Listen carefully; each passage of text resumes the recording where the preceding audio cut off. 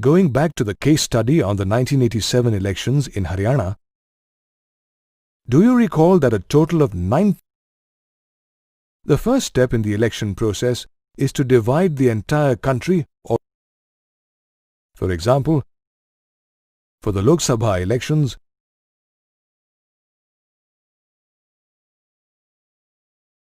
we learned that in a democratic election, people can freely contest in elections.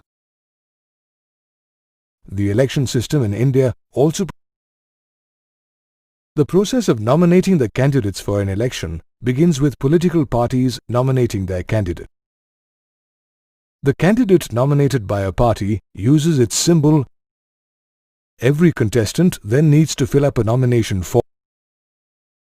According to some recent modifications in the nomination procedure introduced by the Supreme Court of India, every candidate has to make a legal declaration of details, such as criminal cases pending against them.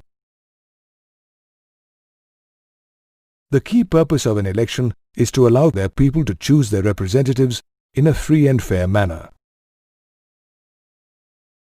An election campaign provides an opportunity for the candidates and political leaders to contact their voters. Political parties also use newspapers and in India, a period of 2 weeks between the announcement of the final list of candidates and the date of polling is allotted for election campaigning. During the election process, we often hear reports of unfair practices, such as tampering of the voters' list, misuse of government facilities by the ruling party, exorbitant spending of money on campaigns by rich political parties, and threatening voters and rigging on polling day.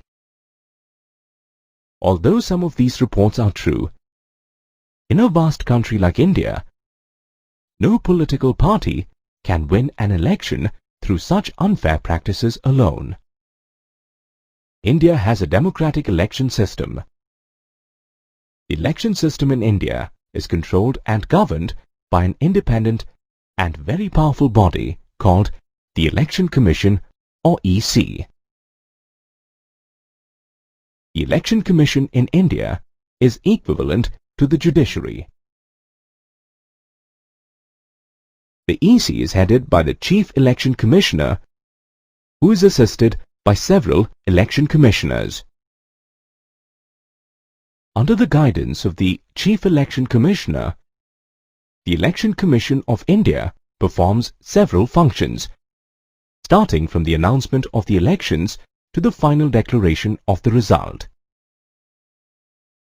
It drafts and implements the Code of Conduct for elections and takes disciplinary action against parties or candidates violating it.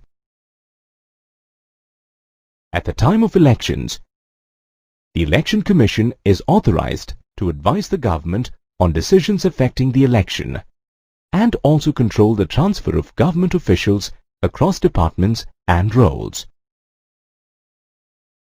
Indian politics in the last 15 years has seen the Election Commission evolve in its role from a policy maker to an independent and powerful administration system.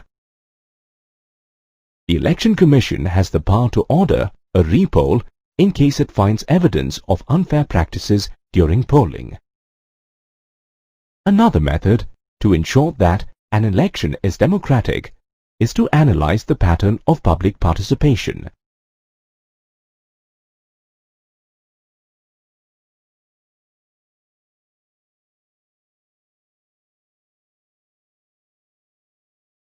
We can measure the people's participation through the voter turnout on the polling day. In India, the lesser privileged groups, such as the poor and the illiterate, turn up for polling in large numbers compared to the rich and the literate. Similarly, voters in rural areas turn out more than those in urban areas. Another study conducted in 2004 reveals that a majority of the people in India think their individual vote matters and can make a difference to the system. Another significant indicator of the free and fair nature of an election is the election result itself.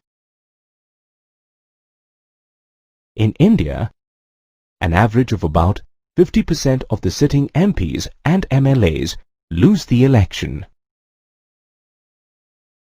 Again, in most cases, candidates known for their criminal connections or intimidating voters with money have also lost elections. For example, in the assembly elections in Maharashtra in October 2009, several candidates known to have criminal backgrounds, except for a few rare occasions, in most cases, the losing party accepts the election result as the people's choice. This clearly proves that in India, the elections are fairly democratic.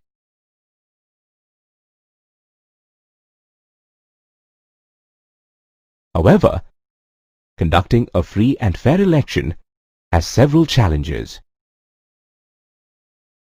All rich and established political parties and candidates enjoy an edge over the smaller parties and independent candidates. Besides, there are instances of candidates with criminal connections winning an election purely by virtue of putting pressure on other candidates to step down. Then, there are influential political families who get tickets allotted to family members only. For example, in the recent polls in Maharashtra, the candidates were the children of prominent leaders like Gopinath Munde, Sharad Pawar, Sushil Kumar Shinde, and the late Pramod Mahajan. Another growing challenge is that most major political parties offer similar policies and practices, leaving the voters with hardly any options to choose from. Such challenges are being faced by many democracies other than India. Therefore, it's important that the citizens of all these democracies collectively contribute towards reforming the existing practices and making the electoral system more effective.